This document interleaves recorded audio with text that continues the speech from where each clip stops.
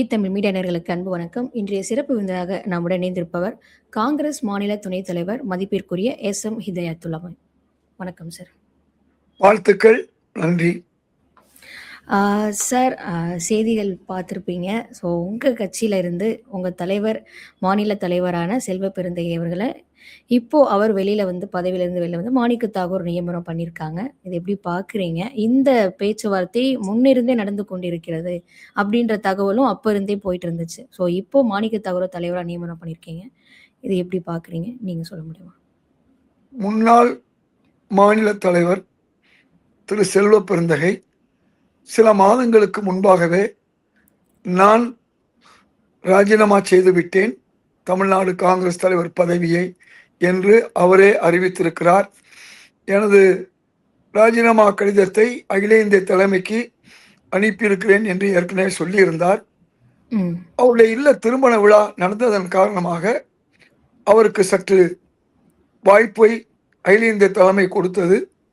தற்போது அதன் பிறகு அவருடைய ராஜினாமாவை அகில இந்திய தலைமை ஏற்றுக்கொண்டு புதிய தலைவராக பாராளுமன்ற உறுப்பினர் மாணிக்கம் தாக்கூர் அவர்களை நியமித்திருக்கிறார்கள் தமிழக காங்கிரஸ் தலைவராக.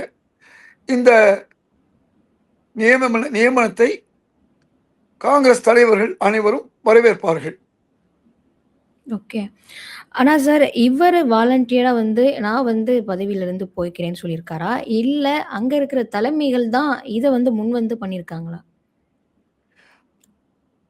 காங்கிரஸ் தலைமையிலும் இவர்தான் நான் தோல்விக்கு, அதாவது 28 இடங்களிலே 5 இடங்களை பெற்றதற்கு நான் காரணம் என்பதாக கூறியிருக்கிறார். அதே போன்று வேட்பாளர் தேர்வுகளிலே சில குளறுபடிகள் இருந்தது.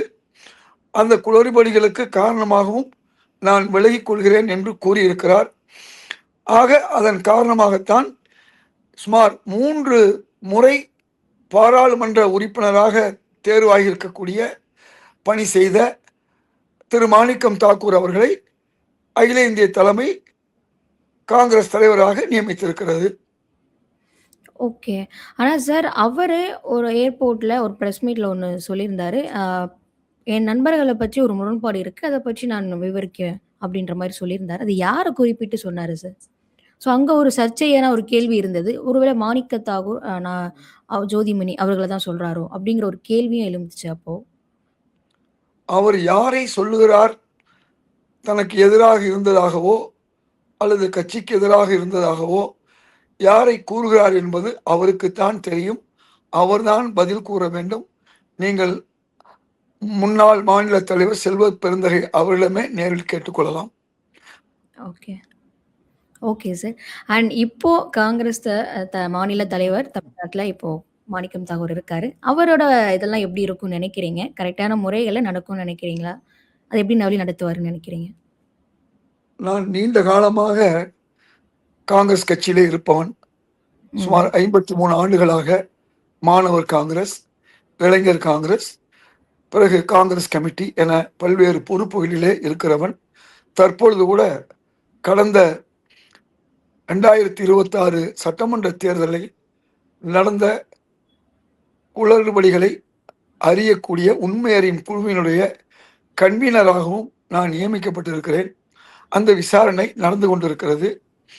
இந்த சூழலிலே ஏற்கனவே மாணவர் காங்கிரஸ் தலைவராகவும் இளைஞர் காங்கிரஸ் தலைவராகவும் காங்கிரசுடைய பல்வேறு பொறுப்புகளிலும் பாராளுமன்ற உறுப்பினராக இருந்த திரு மாணிக்கம் தாக்கூர் அவர்களை அகில இந்திய தலைமை நியமித்திருக்கிறது.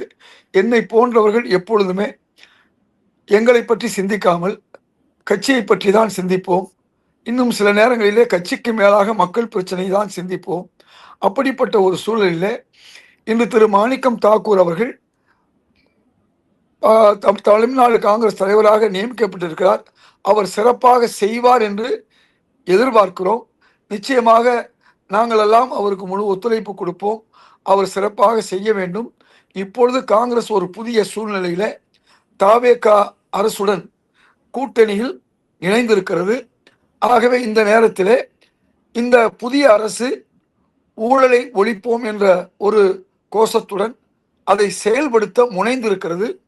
உங்களுக்கு நன்றாக தெரியும், கல்வித்துறையிலே புதுப்பித்தல், துவங்குதல் போன்றதற்கெல்லாம் பல லட்சம் ரூபாய் வசூல் செய்யப்பட்டது இப்பொழுது நிறுத்தப்பட்டிருக்கிறது.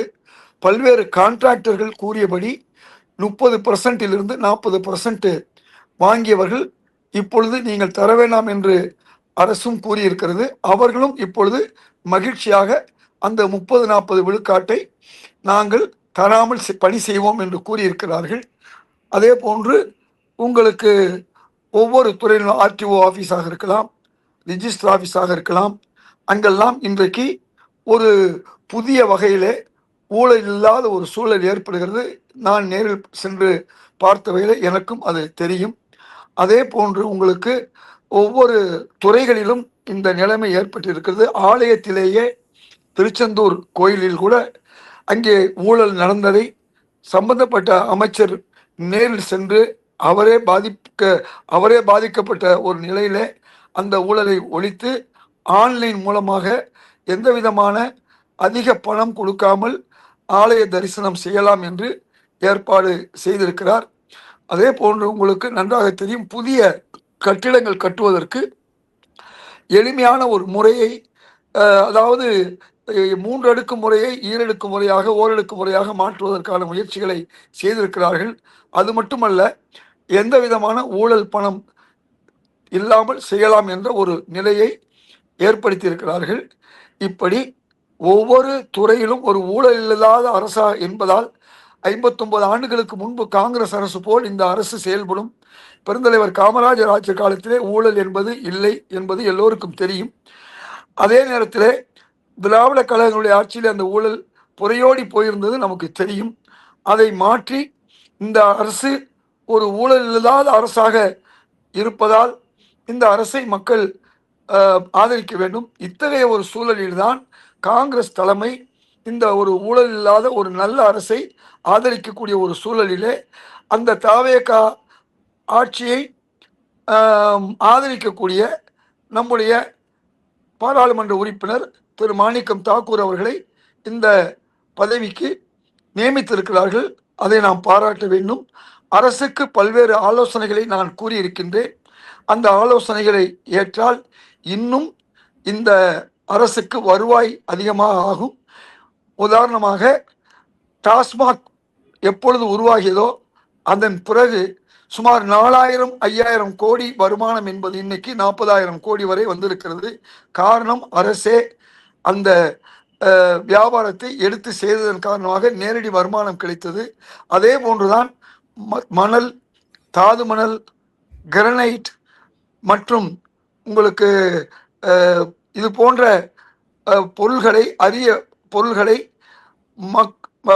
தனிநபர் விற்பனையில் பல மடங்கு ஆதாயம் அவர்கள் பெறுகிறார்கள்.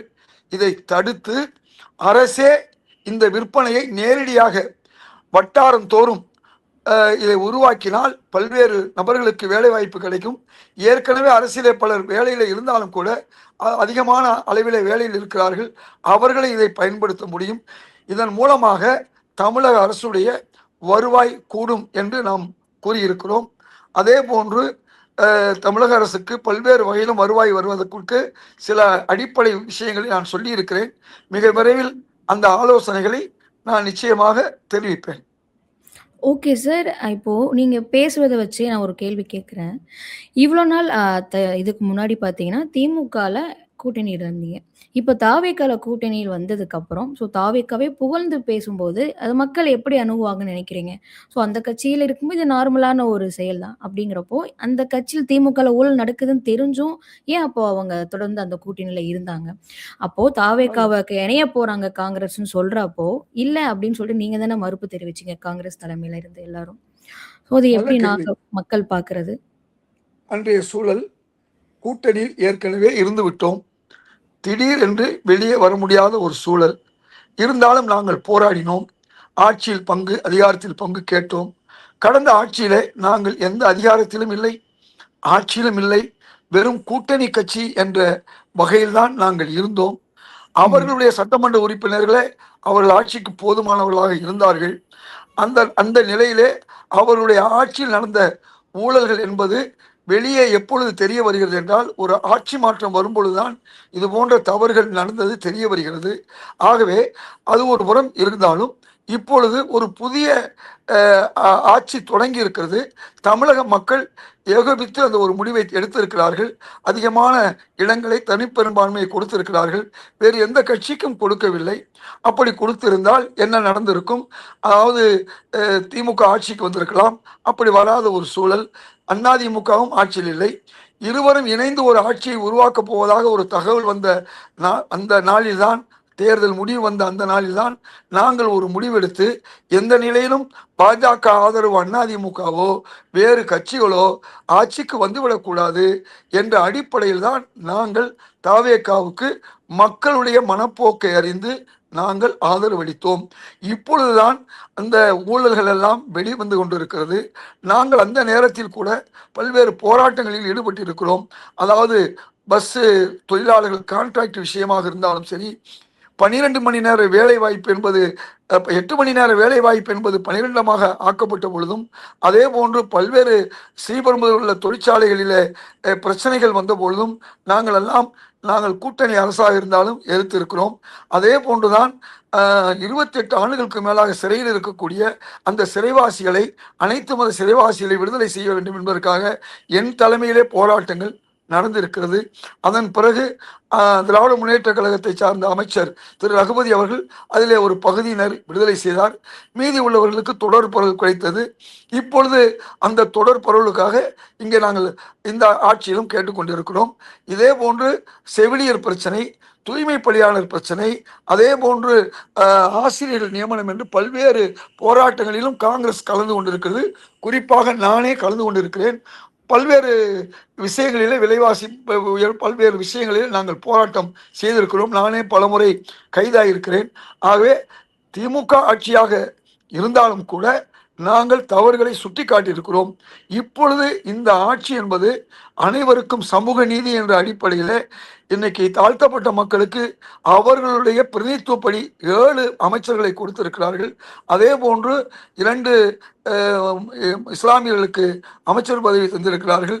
இப்படி அனைத்து சாதி மதத்தினருக்கும் சமூக நீதி இந்த ஆட்சியிலே கிடைத்திருக்கிறது. அப்படி ஒரு நல்லாட்சி வரும்போது காங்கிரஸ் அவர்களை ஆதரிப்பதுதான் நியாயம் என்ற அடிப்படையில் தான் அவர்களை நாங்கள் ஆதரிக்கிறோம். ஓகே.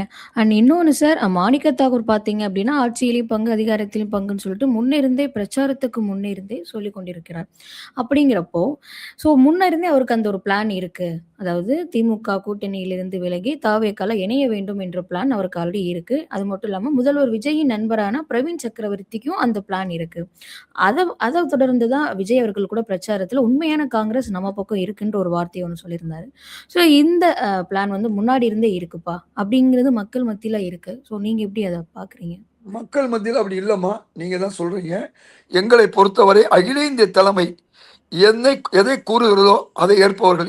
இப்பொழுது எப்படி திரு மாணிக்கம் தாக்கூர் அவர்களை காங்கிரஸ் தலைவராக அகில இந்திய தலைமை அறிவித்ததும் நாங்கள் ஏற்கிறோமோ, அதே போன்று இறுதி வரை அகில இந்திய தலைவர் மல்லிகார்ஜுன கார்கேவாக இருக்கட்டும், அதே போன்று தமிழக தலைமையாக இருக்கட்டும், அதே மாதிரி மூத்த தலைவர் சிதம்பரம் ஆகட்டும், அவர்கள் எல்லாம் அன்றைய தினம் திராவிட முன்னேற்ற கழக கூட்டணியில் இருக்க வேண்டும் என்று எதிர்பார்த்தார்கள். அதே மாதிரி மேடம் சோனியா காந்தி அவர்களும் அதுக்கு ஆதரவாக இருந்தார்கள். அன்றைய சூழலிலே காங்கிரஸ் கட்சியிலே ஒரு சிலர் தாவேகாவிலே சேர வேண்டும் என்று விரும்பினார்கள். ஆக 2 வகையிலும் இருந்தது. ஆனால் அகில இந்திய தலைமை அறிவிப்பு படி நாங்கள் அனைவருமே அன்று திமுக தலைமையை ஆதரித்தோம். இறுதி கட்ட நாட்களிலே கூட்டணியை விட்டு வெளிவர முடியாத ஒரு சூழல். அதன் காரணமாகத்தான் இந்த முடிவு அன்றைக்கு எடுத்தோம். நீங்கள் கூறுவது போன்று திரு பிரவீன் சக்கரவர்த்தி எம்பி அல்லது மாணிக்கம் தாகூர் எம்பி போன்றவருடைய அந்த கருத்துக்களை அன்றைக்கு அகில இந்திய தலைமை முடிவு செய்திருந்தால் அனைவரும் நாங்கள் ஒத்திருப்போம். ஆக எது எப்படி இருந்தாலும் அகில இந்திய தலைமை கூறுவதைத்தான் நாங்கள் காங்கிரஸ்காரர்களாகிய நாங்கள் ஏற்று வருகிறோம். அதே அகில இந்திய தலைமை தான் பாஜக ஆட்சி வந்துவிடக்கூடாது என்ற அடிப்படையிலே, அல்லது பாஜகவுக்கு ஆதரவான அதிமுகவுடைய ஆட்சி தமிழகத்திலே வந்துவிடக்கூடாது என்பதற்காகத்தான் நாங்கள் வேகமாக சென்று தாவேகாவை ஆதரித்து மக்களுடைய மனப்போக்கை ஆதரித்து இந்த முடிவை நாங்கள் எடுத்தோம். ஒத்தது அறிவான் உயிர் வாழ்வான், மற்றெல்லாரும் செத்தாருள் வைக்கப்படும் என்ற அடிப்படையிலே மக்களுடைய மனப்போக்கு, எங்கள் கட்சி தலைமையுடைய முடிவு, இந்த ரெண்டை அடிப்படையில் தான் நாங்கள் தாவேக அரசுக்கு ஆதரவு இருக்கிறோம். இதை தவிர இதில் சொல்வதற்கு ஒன்றுமில்லை. Okay sir. இந்த கேள்வியை நான் கேட்கல. எதிர்க்கட்சியினருமே சொல்றது அதுவாகத்தான் இருக்கிறது. முதுகில் குத்திட்டு போன காங்கிரஸ் வந்து இனி ஒருபோதும் கூட்டணியில சேர்த்துக்கவே கூடாதுன்னு சொல்லிட்டு எதிர்க்கட்சி தலைவர் உதயநிதி தான் சொன்னாரு. ஸோ இந்த பிளான் ஆல்ரெடி அவங்களுக்கு முன்னாடி இருந்து கொண்டே தான் இருக்கிறது அப்படின்னு சொல்லிட்டு எதிர்க்கட்சியினர் இந்த வாய்ப்பு வைக்கிறாங்க. ஸோ இதை தொடர்ந்து எதிர்க்கட்சியினர் மட்டுமல்ல, முன்னாள் ஆட்சியில் இருக்கிற திமுகவில் இருந்த சில தலைவர்கள், நான் முன்னாள் முதல்வரை சொல்ல மாட்டேன், அங்கு இருக்கக்கூடிய தலைவர்கள், அவர்கள் மூலம் ஊடக பேச்சாளர்களாக இருக்கக்கூடிய பலர் இந்த துரோகம் என்ற வார்த்தையை கூறியிருக்கிறார்கள். அப்படி பார்த்தால் ஏற்கனவே 5-6 முறை திராவிட முன்னேற்ற கழகம் காங்கிரஸை விட்டு வெளியேறி இருக்கிறது. நாங்கள் துரோகம் என்றோ கயமை என்றோ சொல்லவில்லை. 1980 2 பேரும் ஒன்றாகத்தான் கூட்டணியில் இருந்தோம். நாங்கள் 112 இடங்களிலும், திராவிட முன்னேற்ற கழகம் 111 இடங்களிலும் வென்றது. அதன் பிறகு எங்களை விட்டு விலகினார்கள்.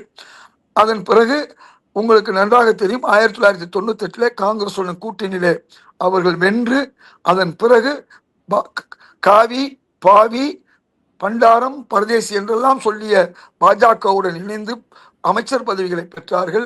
அதே போன்று உங்களுக்கு பாஜகவையும் அவர்கள் எதிராக 2003 2004 கூட்டணியிலே காங்கிரஸ் இணைந்தார்கள். இப்படி பல முறை காங்கிரசுக்கும் பாஜகவுக்கும் அவர்கள் துரோகம் இழைத்ததாக அவர்கள் பாணியிலே சொல்லலாம். ஆனால் நான் சொல்ல மாட்டேன். முதுகில் குத்தியதாக அவர்கள் சொல்லலாம், நாங்கள் சொல்ல மாட்டோம். காரணம் என்றால், ஒவ்வொரு கட்சிக்கும் ஒரு இறையாண்மை உண்டு, சாவரின்டி உண்டு. அவர்கள் விரும்பினால் அவர்களுடைய விருப்பத்துக்கு தகுந்த மாதிரி கட்சிகளிலே ஆட்சியிலே மாற்றம் ஏற்படும். இந்தியா முழுக்கும் இது அரசியலமைப்பு சட்டத்தால் ஏற்றுக்கொள்ளப்பட்டது. நாங்கள் என்ன கேட்கிறோம் என்று சொன்னால், எங்களை நீங்கள் முதுகில் சுமந்தது உண்மை என்று சொன்னால், எங்களை இறக்கி விட்டதற்கு நீங்கள் நிம்மதியாகத்தானே இருக்க வேண்டும். ஏன் கதறுகிறீர்கள், ஏன் பதறுகிறீர்கள், ஏன் கையை உதறுகிறீர்கள் என்றுதான் நாங்கள் கேட்கிறோம். ஆக துரோகம் என்று சொல்வதோ முதுகில் குத்துவோம் என்று சொல்வதோ அது அவர்களுடைய அச்சத்தின் வெளிப்பாடு. எதிர்காலத்துடைய அரசியல் நிலைமை நமக்கு மோசமாக போய்விடுமோ என்ற நிலைதான். ஆக காங்கிரஸால் தான் அவர்கள் பல நேரங்களிலே வெற்றி பெற்றார்கள். இன்றைக்கு அவர்கள் இனிமேல் காங்கிரஸை சேர்க்க மாட்டோம் என்று சொல்வது